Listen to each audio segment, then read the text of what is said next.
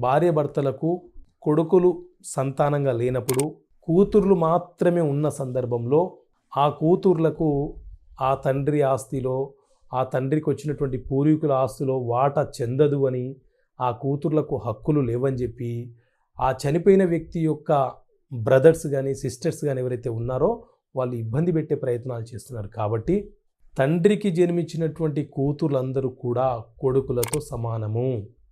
ఆ తండ్రి పేరు మీద ఉన్నటువంటి ఆస్తి పూర్వీకుల నుంచి వచ్చినా, లేకపోతే అతను సంపాదించుకున్నా, అతని తదనంతరము ఆ కూతుర్లు ఎంతమంది ఉంటే అంతమందికి సమానంగా బాగా పంపిణీ చేసుకునే అవకాశం ఉంటుంది.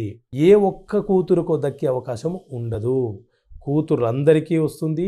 ఒకవేళ ఒకే కూతురు ఉంటే ఆ ఒక్క కూతురుకే చెందుతుంది. కానీ ఆ చనిపోయిన తల్లిదండ్రుల యొక్క బ్రదర్స్కి సిస్టర్స్కి దక్కడానికి అవకాశం లేదు.